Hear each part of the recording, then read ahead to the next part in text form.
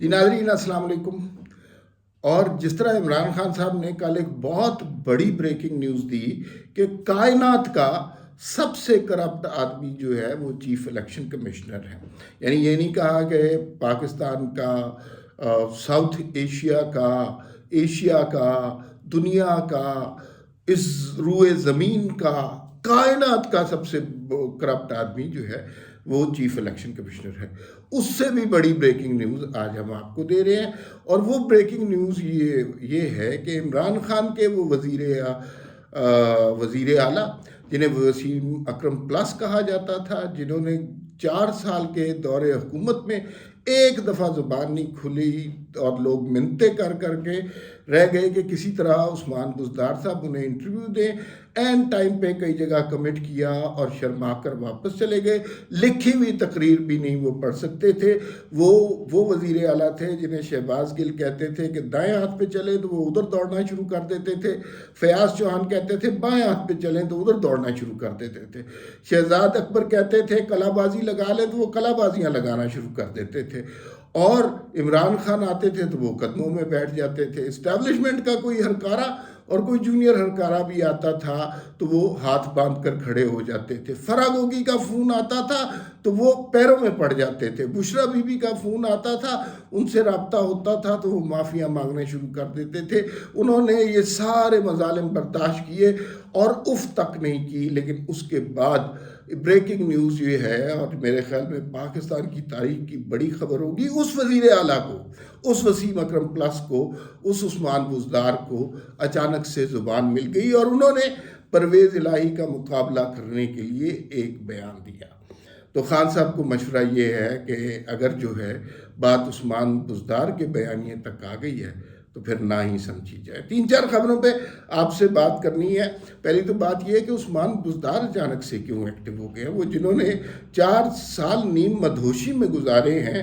آنکھ کھول کر کسی کام کی طرف نہیں دیکھا، وہ کیوں ایکٹیو ہو گئے ہیں؟ دوسرا ایک بڑی انٹرسٹنگ خبر ہے، اسپیکر قومی اسمبلی نے اچانک عمران خان کو پارلیمانی لیڈر جو ہے پی ٹی آئی کا وہاں سے ہٹا کر شاہ محمود قریشی کو جو ہے پارٹی کا پارلیمانی لیڈر کا رتبہ دے دیا ہے۔ یعنی اس سے ایک تو یہ پتہ چلتا ہے شاہ محمود قریشی کی مراد بھر آئی ہے، اور وہ ہمیشہ سے یہ چاہتے تھے تو وہ ہو گیا۔ دوسری بات یہ ہے کہ خان صاحب نہ گھر کے رہے، نہ گھاٹ کے رہے، نہ صوبائی اسمبلیاں ٹوٹ رہی ہیں، نہ کے پی کے میں ان کی کوئی بات مان رہا ہے، نہ پنجاب میں ان کی چل رہی ہے، اور اب وہ نیشنل اسمبلی میں اپنی پارٹی کے پارلیمانی لیڈر بھی نہیں رہے، یعنی ٹوٹل فراغت خان صاحب کا مستقبل ہو گئی۔ تیسری خبر جو آپ کو بتانی ہے کہ نون لیگ کا اس وقت تقریباً 12:30 بجے ہیں جس وقت یہ ویلاگ ہو رہا ہے، خان صاحب جو ہیں نون لیگ کا ایک پارلیمانی کمیٹی کا ہنگامی اجلاس ہو رہا ہے، اور اس میں پنجاب میں جو صورتحال پیدا ہو رہی ہے اس کے حوالے سے جوابی کارروائی کا سوچا جا رہا ہے۔ اس میں یہ بھی سوچا جا رہا ہے کہ تحریک عدم اعتماد لائی جائے، اور یہ میں آپ کو بتاؤں یہ پرویز الہی کی مرضی سے، منشا سے لائی جا رہی ہے، اور اس میں ڈپٹی اسپیکر کے خلاف پہلے تحریک عدم اعتماد لائی جائے گی، پھر وزیر اعلیٰ کے خلاف جائے گی، لیکن اصل خبر یہ ہے کہ یہ صرف اوپر کی کارروائی ہے، اندر سے نون لیگ یا پی ڈی ایم پرویز الہی کو کسی طرح روکنا نہیں چاہ رہی، اور خان صاحب کو وہ چاہتے ہیں کہ وہ آگے بڑھ کر اسمبلیاں توڑ دیں، پھر خان صاحب مزہ چکھیں گے، پھر وہ گرفتار پنجاب میں بھی ہوں گے، کے پی کے میں بھی ہوں گے، ہیلی کاپٹر دستیاب نہیں ہوگا،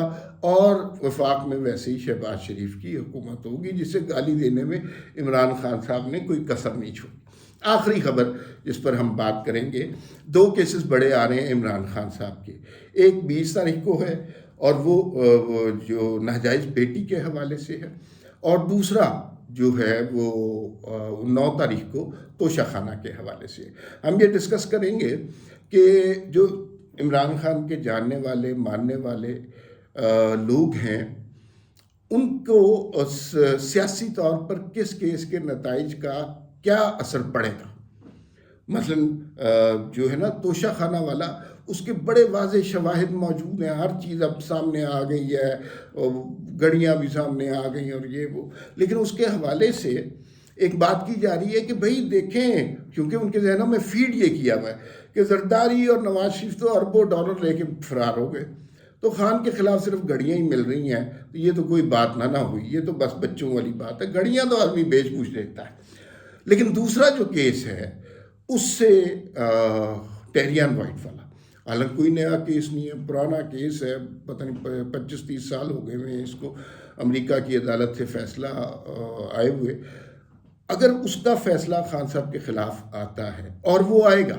کیونکہ خان صاحب اس کے حق میں بات کریں یا اس کے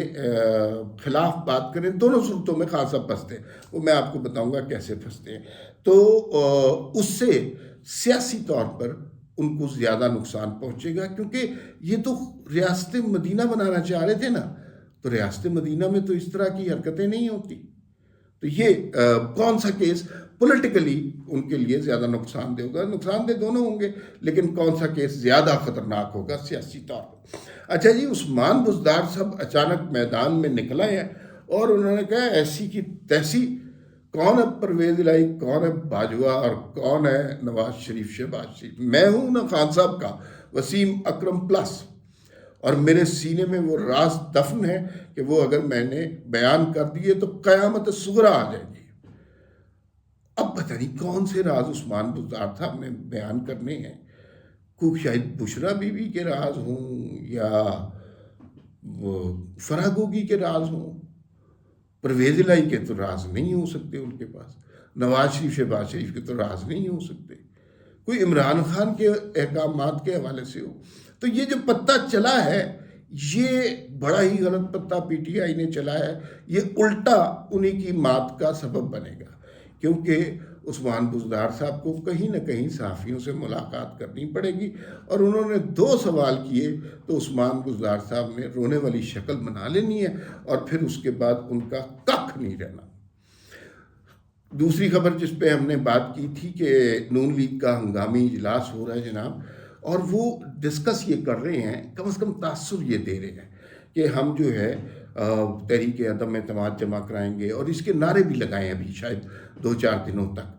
لیکن جو میری اطلاع ہے اس کے مطابق یہ کوئی نہ تحریک عدم اعتماد جمع کرائیں گے، نہ اسپیکر کے خلاف، نہ ڈپٹی اسپیکر کے خلاف۔ اچھا،